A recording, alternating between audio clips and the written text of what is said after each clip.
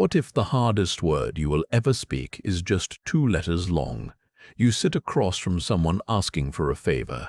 Your chest tightens. Your mind races through consequences. And instead of protecting your time, your energy, your peace, you hear yourself say yes again. This is not another motivational speech about standing up for yourself. It is a roadmap to understanding why saying no feels like a threat to your survival. By the end of this, you will understand the hidden architecture of your people-pleasing and how to rebuild it from the ground up. The moment someone asks something of you, something shifts inside. It happens fast. Before you even have time to think, your body has already begun calculating the cost of refusal. Will they be angry? Will they think less of you? Will this create distance? Will you seem selfish? The questions flood in before you can catch your breath. And in that flood, the decision is made, not by your conscious mind, but by a deeper part of you that learned long ago that safety means compliance. Very few people realize this, but your inability to say no has nothing to do with kindness. Kindness is a choice. What you experience is not a choice. It is a reflex, a protective mechanism disguised as generosity. When you were young, you learned a simple equation. Saying no led to disapproval. Disapproval led to withdrawal of love or attention. And that withdrawal felt dangerous to a child who needed adults to survive. Now here is what most people never notice. That child's logic still runs your adult life. Your nervous system cannot tell the difference between a parent withdrawing affection and a colleague being disappointed in you. To your body, they trigger the same alarm.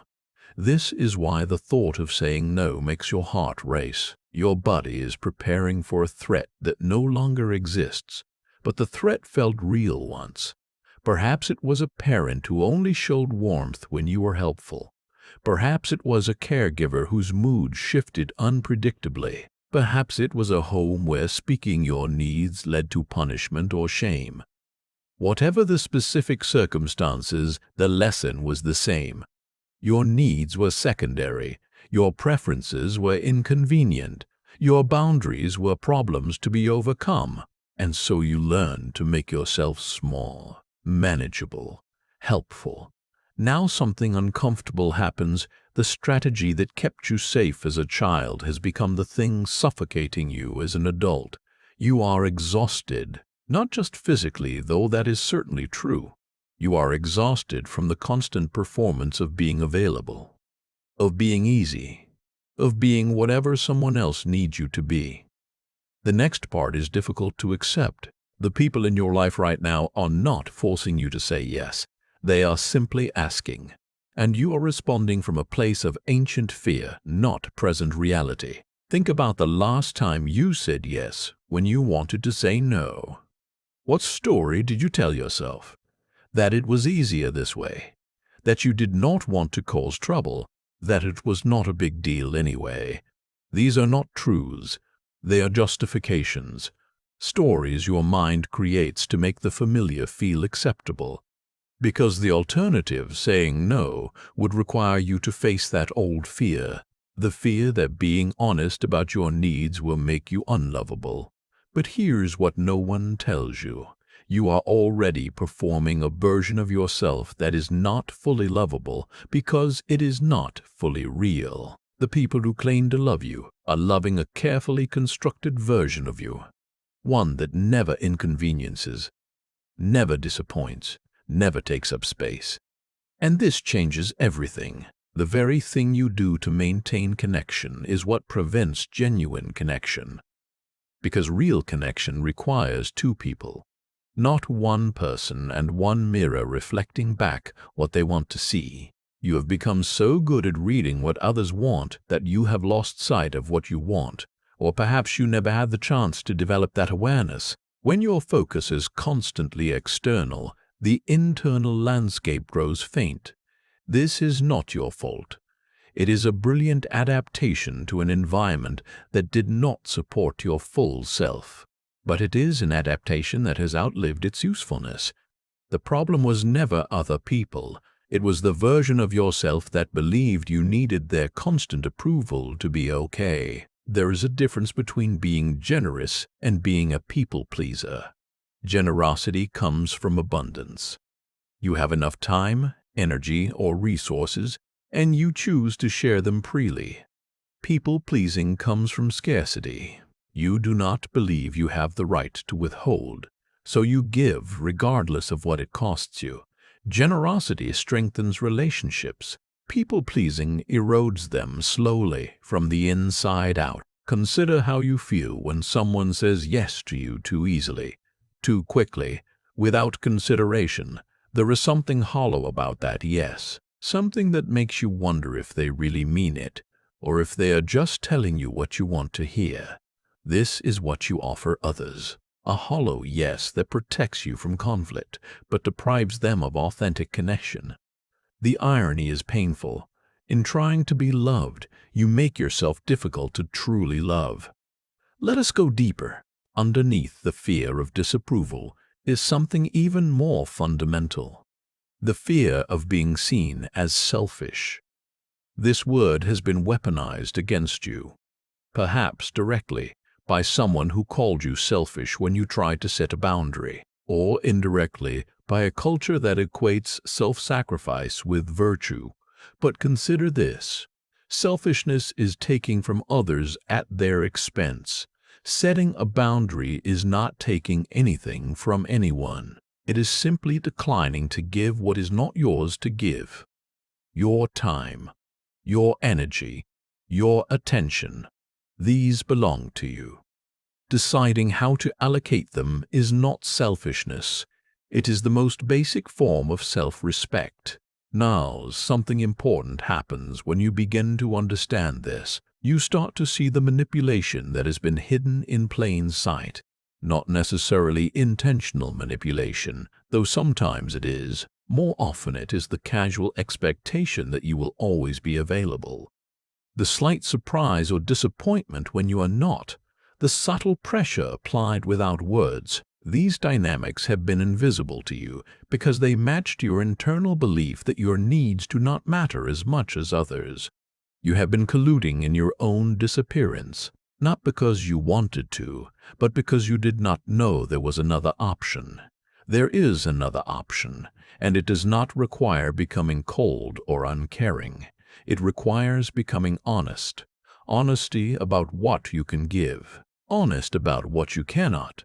Honest about the fact that your needs exist and deserve consideration. This honesty will feel dangerous at first, like stepping off a cliff. Your body will protest. Your mind will generate catastrophic scenarios about what will happen if you say no. But here is what most people never notice. Those catastrophic scenarios rarely materialize. When you finally say no to something you do not want to do, the sky does not fall.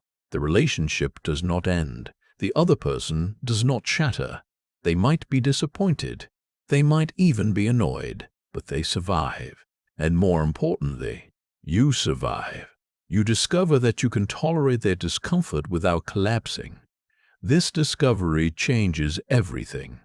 Because if you can tolerate their disappointment, you no longer need to prevent it at all costs. You have options. You have freedom. The path to this freedom is not complicated, but it is not easy either. It requires practice. Small experiments in saying no that gradually rewire your nervous system's response. Start with low-stakes situations. The acquaintance who asks for a favor you do not want to do. The social invitation you would rather decline. The request that is merely inconvenient, not critical. Notice what happens when you say no. Notice the physical sensations, the racing heart, the tight chest, the urge to immediately backtrack and apologize. And then notice what happens next. Usually, nothing. Life continues. The other person moves on, and you are left with the unfamiliar sensation of having protected your own boundaries. Now here is the crucial part. Do not apologize for saying no. An apology suggests you have done something wrong. You have not. You have simply made a choice about your own resources.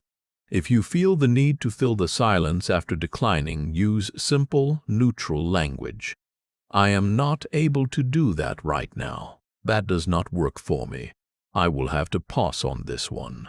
No lengthy explanations, no justifications, no oversharing about why you cannot accommodate the request. Explanations are often just another form of people-pleasing, attempts to soften the no so much that it barely registers as a refusal. They invite negotiation.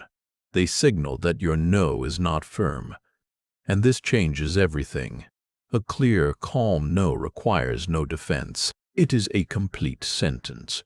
As you practice this, you will notice something shifting inside. A space opening up. Room to breathe. Room to consider what you actually want before responding to what others want. This space is the birthplace of authenticity. Without it, you are simply reacting. With it, you can choose. But there is a deeper layer still. The inability to say no is not just about managing other people's expectations. It is about managing your own self-image. You have built an identity around being helpful, reliable, accommodating. These qualities have become so central to how you see yourself that saying no feels like threatening your own sense of who you are. This is why change can feel like loss. In a way it is. You are losing a version of yourself that felt safe even as it was suffocating. You are losing the guarantee that everyone will like you, the certainty that you will never be the source of someone's disappointment, the comfortable cocoon of never having to take a stand that might isolate you. These losses are real and they deserve to be grieved.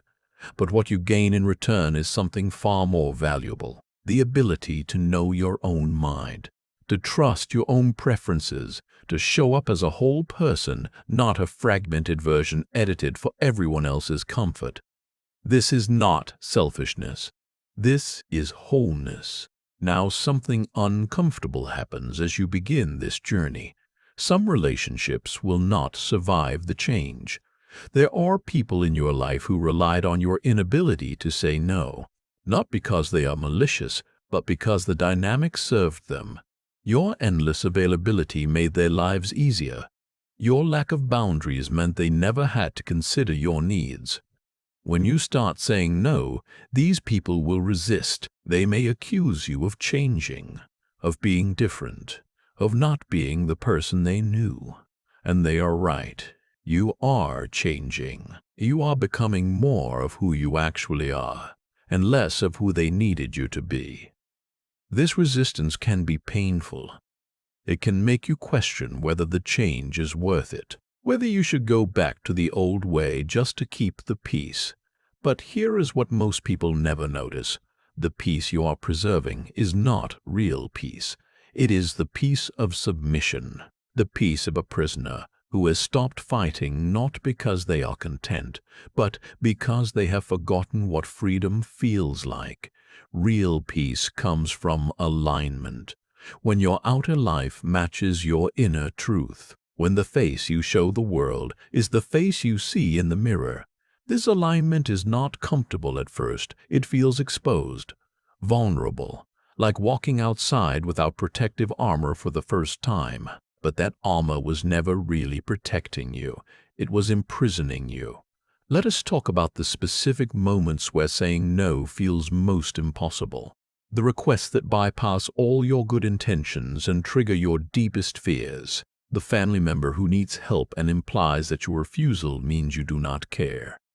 The friend who asks for a significant favor and frames it as a test of the friendship. The partner who wants you to prioritize their needs consistently while your own accumulate unaddressed. These moments feel different because they are different. They carry more weight. The stakes seem higher, the potential consequences more severe. But here is what no one tells you.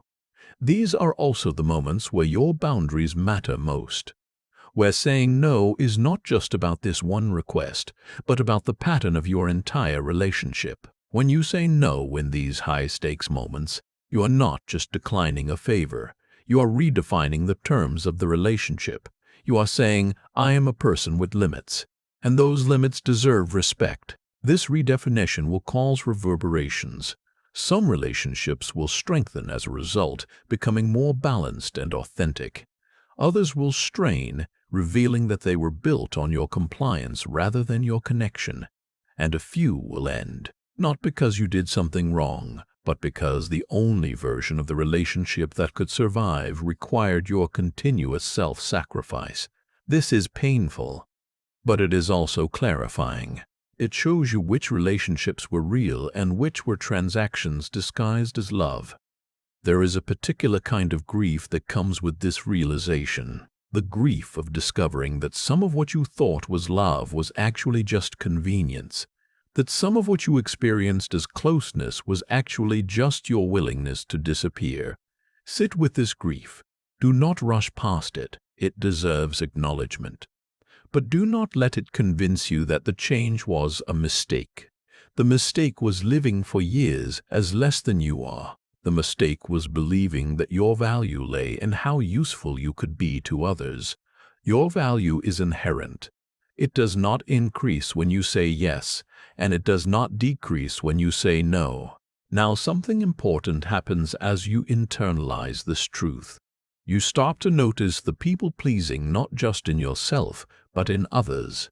You see the friend who never makes decisions about where to eat, the colleague who takes on extra work without complaint while clearly burning out, the family member who always defers to others' preferences.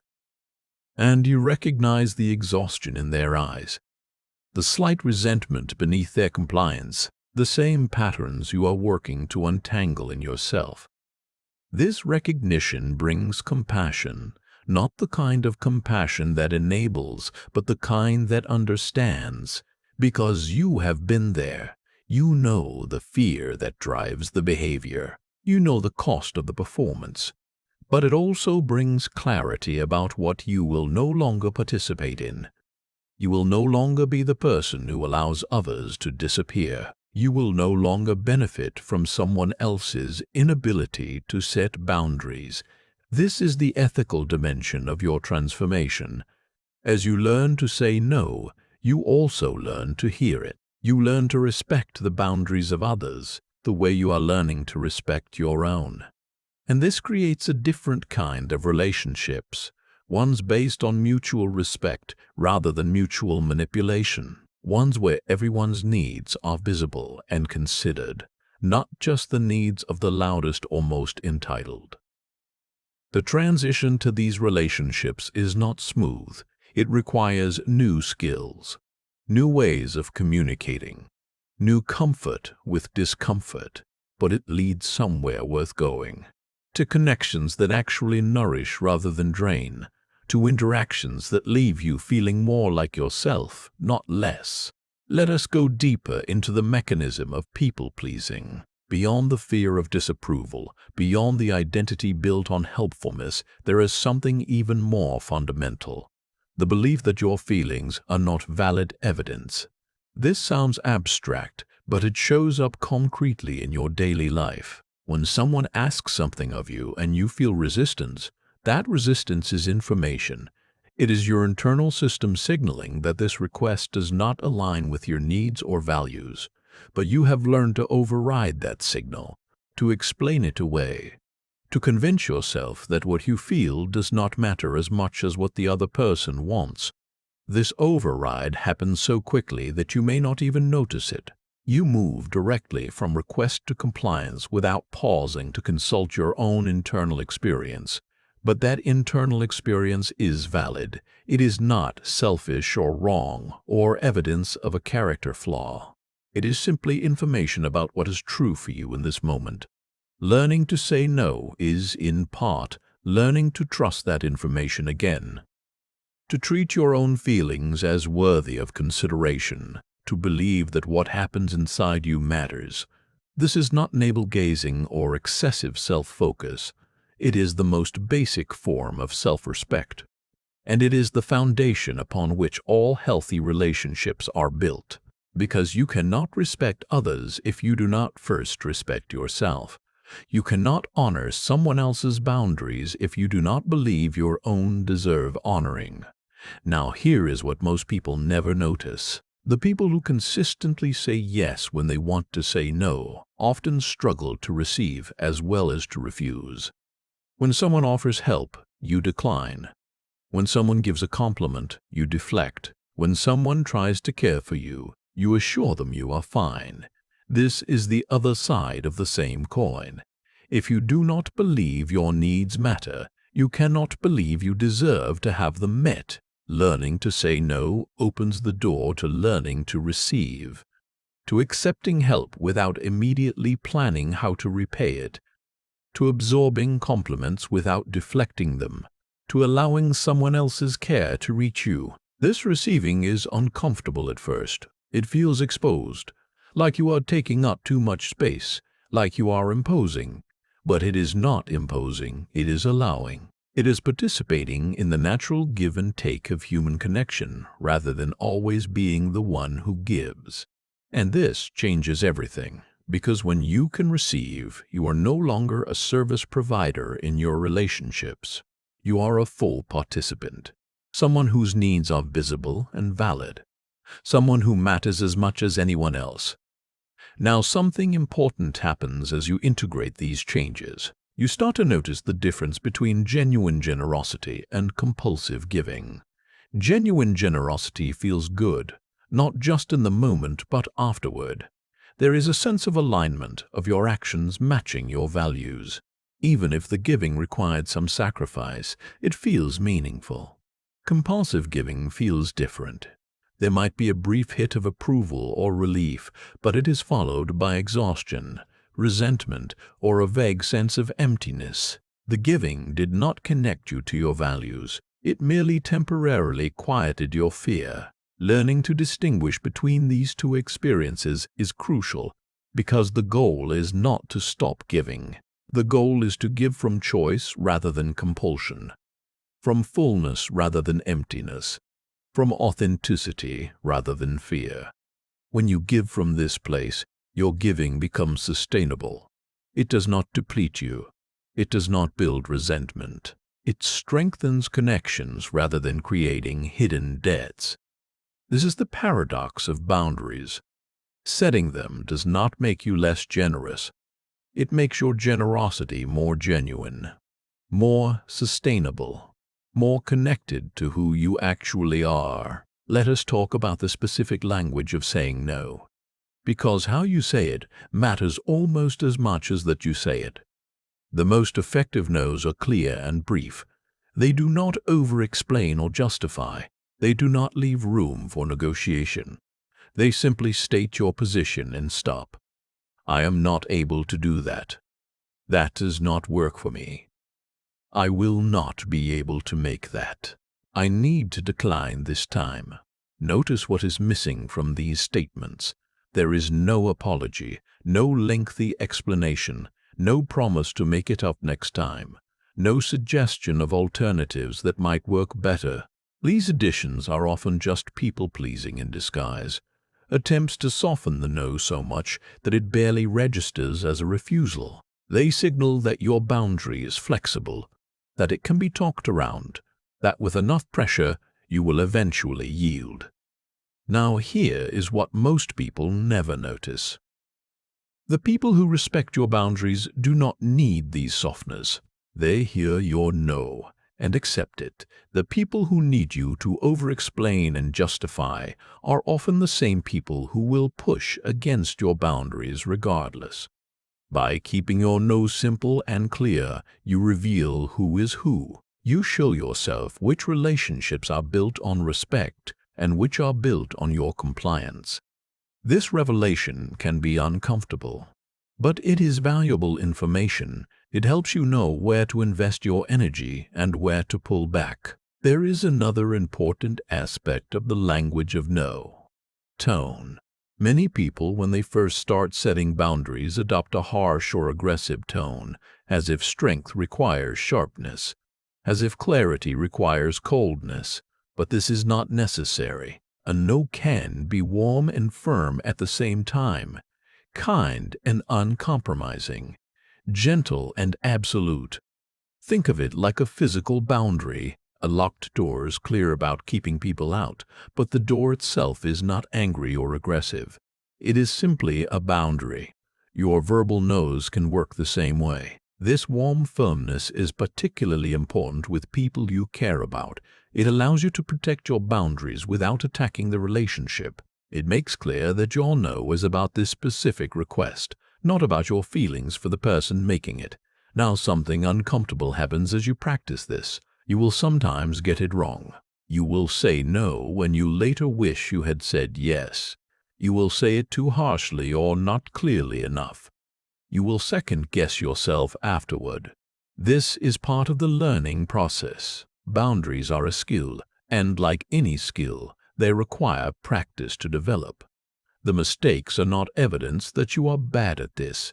They are evidence that you are trying. Do not let the imperfection of your early attempts convince you to abandon the effort altogether. The first time you rode a bike, you fell. The first time you drove a car, you stalled. The first time you set a boundary, you will fumble.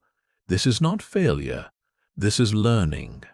What matters is that you keep practicing, that you notice what works and what does not, that you adjust your approach based on what you learn. Over time, the skill becomes more natural, the anxiety diminishes, the clarity comes more easily. What once felt like stepping off a cliff begins to feel like simply walking on solid ground. Let us talk about the deeper transformation that occurs when you learn to say no, because it is not just about managing requests or protecting your time. It is about fundamentally changing your relationship with yourself. When you consistently override your own needs in favor of others, you send yourself a message that says your needs do not matter, your preferences are secondary, your feelings are not valid evidence. This message shapes your identity. It becomes part of how you see yourself, not as someone with legitimate needs and desires, but as someone whose role is to accommodate others. But when you start saying no, you send a different message, a message that says your needs matter, your preferences count, your feelings are valid evidence. This message also shapes your identity. It begins to rebuild the parts of you that were sacrificed to the people-pleasing pattern. It allows you to discover who you are when you are not constantly adapting to what others want. And this changes everything. Because you cannot have a genuine relationship with others until you have a genuine relationship with yourself. You cannot offer authentic connection if you do not know who you are. You cannot receive love if you do not believe you are worthy of it. You cannot participate fully in life if you are constantly disappearing yourself to make room for others. Learning to say no is the first step in reversing this disappearance. It is the beginning of coming back to yourself, of reclaiming the parts you gave away, of becoming whole. Now here is what most people never notice. This reclamation is not selfish. It is actually the most generous thing you can do, because the version of you that says yes to everything is not the best version of you. It is a diminished version, an exhausted version. A version running on empty while pretending to have plenty. When you set boundaries and protect your resources, you become more of who you actually are. More present, more engaged, more capable of genuine connection. This fuller version of you is what you have to offer the world. Not the depleted service provider, but the whole human being with something real to give. The irony is beautiful. In learning to say no, you become more capable of meaningful yeses. In protecting your limits, you expand your capacity for authentic connection. In putting yourself first, you become better able to be there for others. This is not the paradox it seems. It is simply the truth that you cannot pour from an empty cup. That sustainable generosity requires self-respect. That the best way to care for others is to first care for yourself. Let us talk about the moments when saying no feels most dangerous. the situations that trigger your deepest fears and most automatic compliance. For many people, these moments involve authority figures, bosses who ask for the impossible, teachers who make unreasonable demands, parents who still treat you like a child. In these situations, the power imbalance feels overwhelming. The consequences of saying no seem severe. Your old programming screams that compliance is the only safe option. But here is what no one tells you. Even in situations with genuine power imbalances, you usually have more options than you think. You might not be able to say an outright no, but you can negotiate. You can prioritize. You can propose alternatives. You can ask for clarification about what is most important. I want to help with this, but I'm already at capacity. Which of these projects should I deprioritize? I can do that, but not by Friday. Would next Wednesday work? I understand this is important. Can we talk about what is realistic given my current workload? These responses do not reject the request entirely. They introduce your reality into the conversation. They make your limits visible. They create space for negotiation rather than simply accepting whatever is demanded. Now, something uncomfortable happens when you start doing this. Some authority figures will respect your boundaries, others will push back. A few may even punish your attempts to set limits. This pushback is information.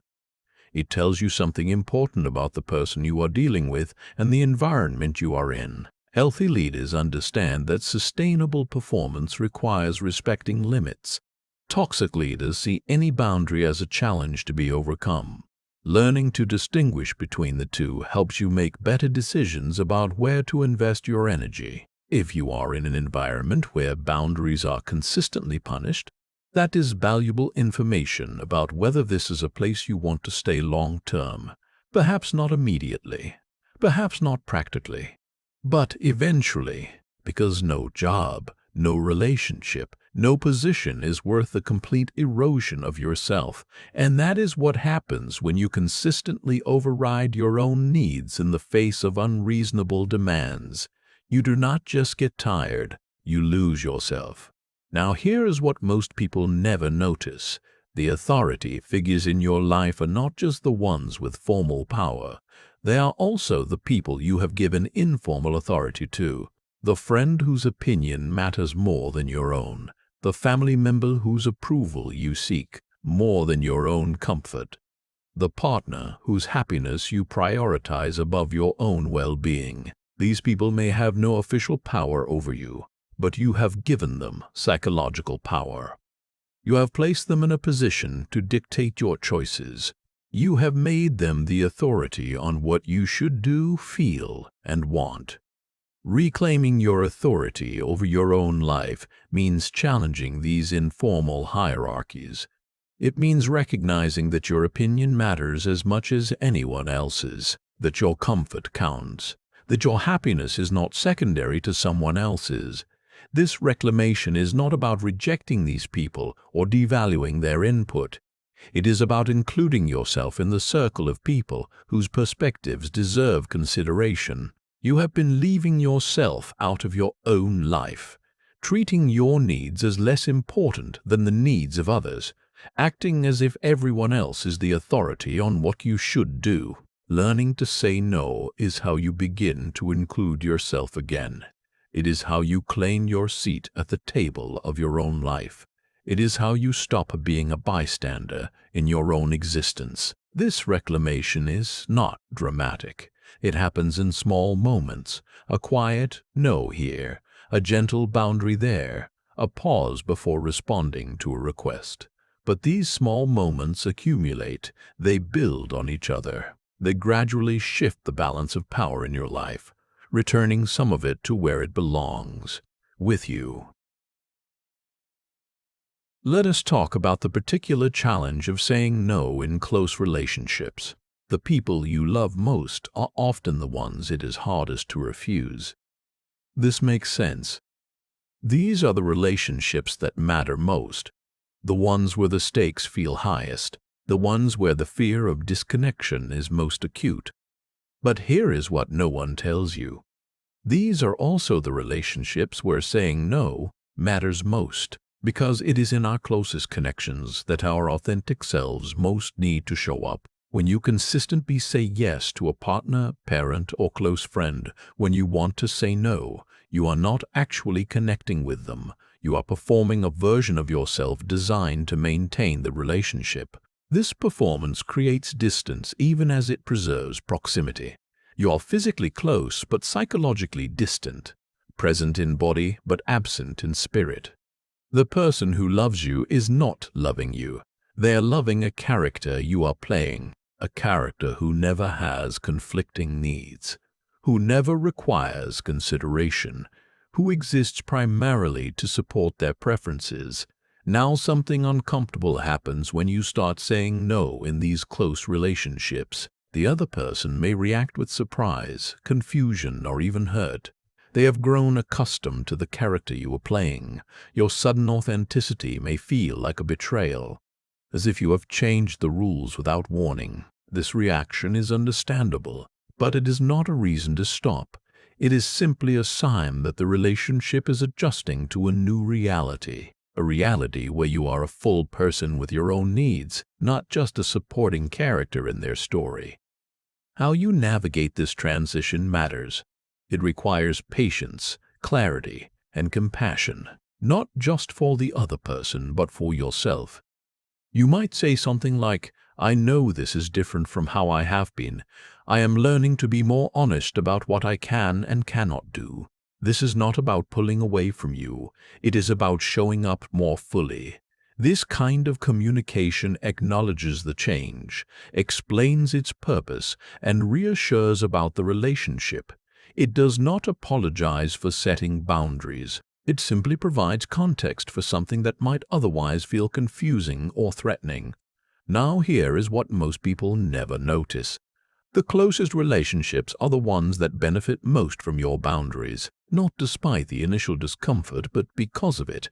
When you can say no to someone you love, you create the possibility for genuine intimacy, the kind that comes from two whole people choosing to connect, not one person disappearing into another. This intimacy is deeper and more sustainable than the connection built on your continuous self-sacrifice. It is based on reality rather than performance, on choice rather than compulsion, and it allows for something that the old dynamic never could. For your loved one to actually know you, not the character you play, but the person you are, with all your complexities, contradictions, and legitimate needs. This being known is risky. It makes you vulnerable in ways that performing never did. But it is also the foundation of real love, the kind that sees you clearly and chooses you anyway. Let us talk about the physical experience of saying no, because it is not just a mental or emotional process. It is a somatic one. When you are about to say no to something you would normally say yes to, your body reacts. Your heart rate increases, your breathing becomes shallow, your muscles tense, your stomach tightens. These are not signs that you are making a mistake.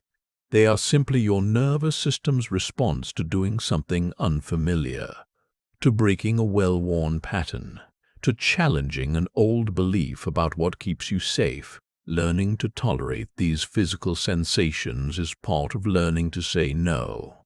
Not fighting them or suppressing them, but allowing them to be there while you do the thing that scares you anyway. This tolerance builds over time. As you practice saying no in increasingly challenging situations, your nervous system begins to update its expectations. It learns that saying no does not lead to the catastrophic consequences it predicted. The physical reactions become less intense. They may never disappear entirely, but they become manageable. Background noise rather than a deafening roar. Now here is what most people never notice. Your body has been carrying the cost of your people-pleasing long before you ever try to change it. The chronic tension in your shoulders from constantly accommodating others, the digestive issues from swallowing your needs, the fatigue from managing everyone else's feelings while ignoring your own. These physical symptoms are not separate from your psychological patterns. They are the somatic expression of them, your body bearing the weight of what your mind has been trying to manage. As you learn to set boundaries, these physical symptoms often begin to ease. Not overnight, not completely, but gradually, as your body learns that it no longer needs to carry this particular burden. This physical relief is not the goal of setting boundaries. The goal is psychological wholeness and authentic connection. But the physical relief is a welcome side effect, a sign that you are moving in the right direction. Let us talk about the deeper psychological work that underlies the ability to say no, because while the practical skills are important, they will not stick without addressing the underlying beliefs. The primary belief that drives people-pleasing is this: my needs are less important than other people's needs. This belief is not something you decided consciously. It was formed in early experiences where your needs were consistently overridden, where you learned that maintaining connection required disappearing yourself. To change your behavior, you need to change this belief, not through positive thinking or affirmations, but through direct experience that contradicts it.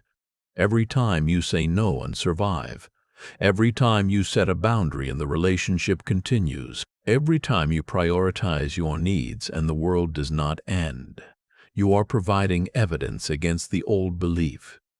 This evidence accumulates slowly. It does not overturn a lifetime of programming in a few attempts, but over time it begins to create cracks in the foundation of the old belief. And in those cracks, a new belief can take root. A belief that says, my needs are as important as anyone else's. Not more important, not less important. Equally important, this new belief is not arrogance or selfishness. It is simply the truth that you are a person like any other person, deserving of the same consideration you extend to others. Now, something uncomfortable happens as this new belief forms. You begin to notice all the ways the old belief still operates in your life. The automatic yeses that slip out before you can catch them, the resentment that builds when you override your own needs, the exhaustion that comes from constantly prioritizing others. This noticing can be discouraging. It can feel like you are not making progress, like the old patterns are too deeply ingrained to change. But this noticing is actually progress. It is evidence that your awareness is expanding, that you are seeing patterns that were previously invisible, that you are developing the capacity to make different choices. The goal is not to never people please again. The goal is to notice when you are doing it and choose differently when you can. Sometimes you will catch yourself in time, sometimes you will not. Both are part of the process. What matters is the overall direction. Are you generally becoming more aware of your patterns? Are you generally getting better at setting boundaries? Are you generally treating your needs as legitimate? If the answer is yes, even imperfectly, you are moving in the right direction. The path is not straight. It winds and doubles back, but the trajectory matters more than any single step. Let us talk about the role of guilt in the people-pleasing pattern, because guilt is often the primary emotion that pulls you back into compliance. When you say no, especially to someone you care about, guilt often arises. It sits in your chest like a stone. It whispers that you have done something wrong, that you have let someone down, that you should have said yes. This guilt feels like evidence that saying no was a mistake. But here is what no one tells you. The guilt is not a reliable guide to right action. It is simply a conditioned response to breaking an old rule. The rule says, putting yourself first is wrong. Saying no is selfish. Other people's needs should take precedence over your own. When you break this rule, your emotional system generates guilt as a warning, not because you have actually done something wrong, but because you have violated a deeply ingrained instruction. Learning to distinguish between healthy guilt and conditioned guilt is crucial. Healthy guilt arises when you have actually violated your values, when you have hurt someone unnecessarily, when you have acted in ways that contradict who you want to be. Conditioned guilt arises simply because you have broken an old rule, even when that rule was never fair, even when following it was harming you, even when breaking it was the right thing to do. Now here is what most people never notice. You can feel guilty and still do the right thing. These are not mutually exclusive. Guilt is just an emotion. It is uncomfortable, but it is not dangerous. It will not harm you. It will eventually pass, and it does not need to dictate your behavior. When guilt arises after saying no, you can acknowledge it without obeying it. I notice I am feeling guilty about saying no. That makes sense given my history. But I still believe saying no was the right choice for me in this situation. This kind of response respects the feeling without being controlled by it. It creates space between the emotion and the action, a space where choice becomes possible. Over time, as you continue to set boundaries despite the guilt itself begins to diminish, not because you have become hardened or uncaring, but because your emotional system is learning that breaking the old rule does not lead to the catastrophes it predicted. The guilt becomes less intense. It arises less frequently. It becomes background noise rather than a compelling force. This does not mean you will never feel guilty again. Some guilt is appropriate when you have actually done something wrong, but the automatic guilt that arises whenever you prioritize your needs will gradually lose its power. Let us talk about the relationship between people-pleasing and identity, because the inability to say no is not just a behavior. It is a way of being in the world. When you have spent years organizing your life around the needs and preferences of others, your sense of self becomes fuzzy. You know what others want. You know how to make them happy. You know how to avoid conflict and maintain harmony. But what do you want? What makes you happy? What matters to you apart from anyone else's expectations? These questions can feel impossible to answer. Not because you do not have preferences, but because you have never given yourself permission to discover them. Your attention has been so consistently directed outward that the inward landscape has grown unfamiliar. Learning to say no creates space for this self-discovery. When you are not automatically accommodating others, you create room to notice what you actually want, what you enjoy, what you value. This discovery process is not linear or efficient. It meanders. It circles back. It often raises more questions than it answers. But it is essential, because without knowing who you are, you cannot authentically connect with others. You can only perform versions of yourself that you think they want. Now something uncomfortable happens as you begin this self-discovery. You may realize that some of what you thought you wanted was actually what others wanted for you. Some of what you thought you valued was actually what you were taught to value. Some of what you thought you enjoyed was actually what won approval. This realization can feel disorienting, like the ground beneath you is shifting, like you are not sure who you are anymore. But this disorientation is not a problem. It is a sign of growth, of expansion, of becoming more than the limited version of yourself that people-pleasing allowed. You are not losing yourself. You are finding yourself, the self that was always there, buried under layers of adaptation and accommodation. This finding takes time. It requires patience with uncertainty, tolerance for not knowing, willingness to experiment and adjust, but it leads somewhere worth going, to a sense of self that is genuine rather than performed, stable rather than dependent on others' approval, grounded in your own experience rather than external expectations. And from this place of authentic selfhood, your relationships change. They become connections between real people rather than performances between characters. They deepen and strengthen, even as some of them fall away. Let us talk about the particular challenge of saying no to requests that seem reasonable, the ones that do not ask too much, that would not be terribly inconvenient, that most people would probably say yes to. These requests are tricky because they do not trigger your obvious alarm bells. They do not feel like impositions. They seem like normal social exchanges. But here is what no one tells you. Your boundaries are not just about avoiding burden. They are about protecting your autonomy, your right to choose how to spend your time and energy, even when the request is small. When you say yes to every reasonable request, you are still disappearing yourself, just more subtly, more gradually, in ways that are harder to notice. The accumulation of these small yeses can be as depleting as the occasional large one. Perhaps more so because you do not even register the cost until you are exhausted and do not understand why. Learning to say no to reasonable requests is not about becoming difficult or uncooperative. It is about recognizing that even reasonable things are not automatically yours to give, that your time and energy belong to you to allocate according to your own judgment. This might mean saying no to a social invitation you could easily attend, but do not want to. Declining a small favor that would not take much time, but would interrupt your flow.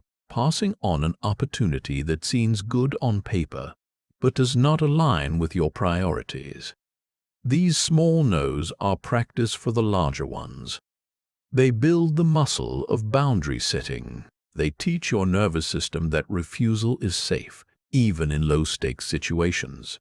Now here is what most people never notice. The small yeses you give out of habit rather than choice accumulate into a life that does not feel like yours, a life filled with activities you do not particularly enjoy, with people you do not particularly connect with, pursuing goals that do not particularly matter to you. This accumulation happens gradually, so gradually that you may not notice until you wake up one day wondering how you ended up here, how you got so busy with things that do not matter that you have no time for things that do. Learning to say no to the small requests is how you prevent this accumulation. It is how you protect space for what matters. It is how you ensure that your life reflects your priorities rather than others' expectations. This protection does not require saying no to everything. It simply requires making your yeses conscious rather than automatic. Choosing where to invest your limited resources rather than allowing them to be claimed by whoever asks first. Let us talk about the spiritual dimension of saying no, because this is not just a psychological or relational practice. It is also a spiritual one. When you constantly say yes to others, you are saying no to yourself, no to your own needs, no to your own truth, no to the unique expression of life that you are. This self-rejection is a form of spiritual disconnection, a severing of the relationship between your outer life and your inner truth, a fragmentation that prevents wholeness. Learning to say no is how you begin to repair this disconnection. It is how you honor the life that is uniquely yours to live. It is how you stop fragmenting yourself and start integrating. This integration is not about becoming selfish or self-centered. It is about recognizing that you are a part of the whole, not apart from it. That your well-being matters to the whole. That neglecting yourself does not serve anyone. Now something important happens as you embrace this spiritual dimension. The fear of being selfish begins to dissolve. Not because you stop caring about others, but because you recognize that self-care and other care are not opposed.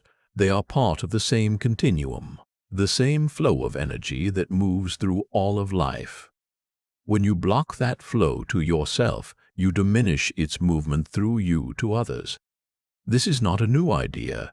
It appears in various forms across spiritual traditions. The understanding that caring for yourself is not separate from caring for the world, that your well-being and others' well-being are interconnected, not competing. Learning to say no is a practice of this understanding, a way of honoring the flow of life that moves through you, a recognition that you are not a resource to be depleted, but a being to be nourished. This recognition transforms the act of saying no from a selfish refusal to a sacred protection, of your own well-being, of your capacity to give genuinely, of the unique contribution that only you can make. Let us talk about the relationship between saying no and creativity, because the inability to set boundaries does not just affect your relationships, it also affects your capacity for creative expression. Creativity requires space, not just physical space, though that can help, but psychological space. Room for ideas to emerge without immediate judgment. Time for exploration without pressure to produce. Freedom to follow curiosity without justification. When your life is filled with others' requests and expectations, this space shrinks. Your attention is constantly pulled outward. Your energy is continuously claimed. Your mind has no room to wander, to play, to discover. Learning to say no creates this space. Not all at once, but gradually. Each no clears a bit of room. Each boundary protects a bit of time. Each refusal to be constantly available opens a window for something new to emerge. Now here is what most people never notice. Your people-pleasing has been suppressing not just your needs, but your gifts, the unique contributions that only you can make, the creative expressions that only you can offer. These gifts have been buried under the weight of everyone else's priorities. They have been waiting, perhaps for years, for the space to emerge, for the permission to exist, for the protection from being crowded out by more immediate demands. As you learn to say no, these gifts begin to surface, sometimes tentatively, sometimes unexpectedly, but they are there, waiting for the space you are now creating. This emergence is not just personally fulfilling. It is also your contribution to the world, the unique perspective you have to offer, the particular way you see things, the specific gifts you have to give.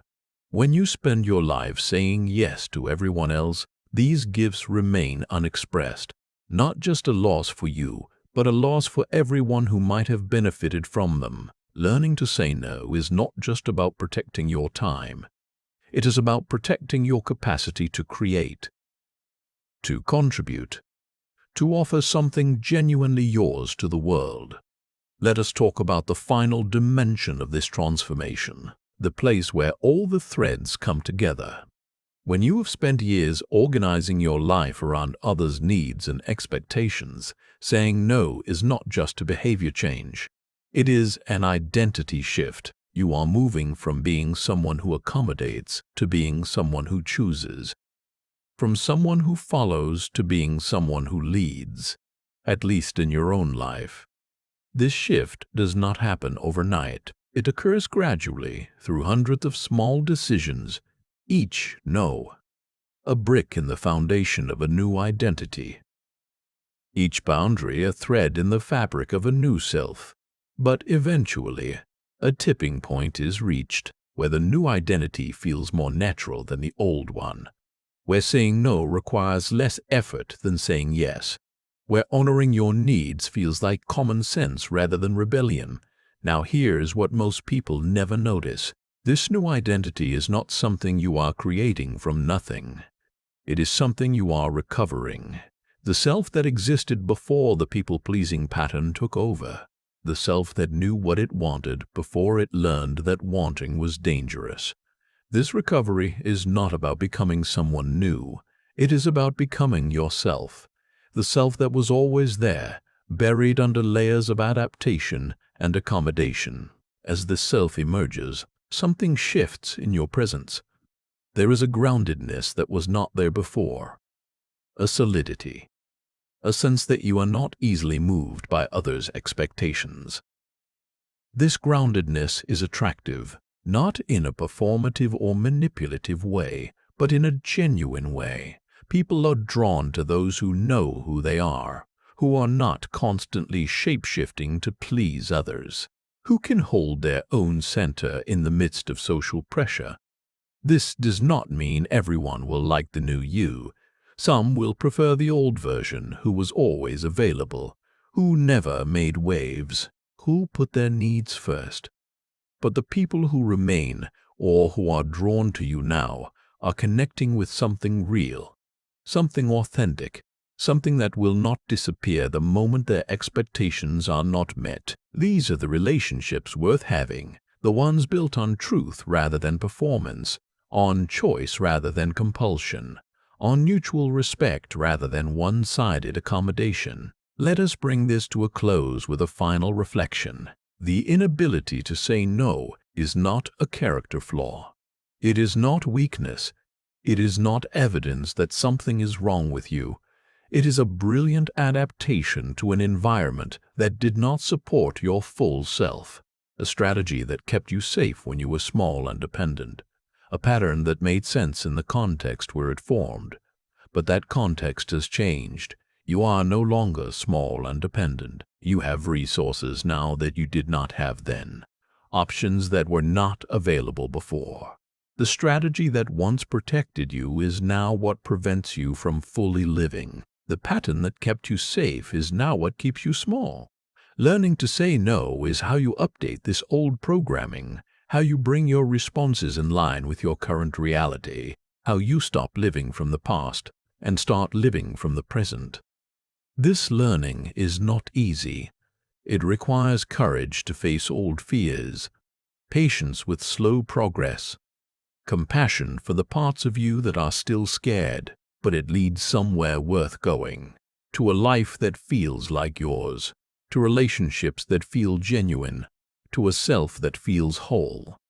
The word no is just 2 letters, but it contains within it the possibility of transformation, not just of behavior, but of identity, not just of relationships, but of self. Every time you say it, you are reclaiming a piece of yourself. Every time you honor it, you are rebuilding your sense of who you are. Every time you protect it, you are creating space for something new to emerge. This is the quiet power of no, not as a weapon against others, but as a shelter for yourself. Not as a rejection of connection, but as a foundation for genuine connection. Not as an end, but as a beginning. The beginning of a life that is authentically yours. A life where your yeses mean something because your nos are possible.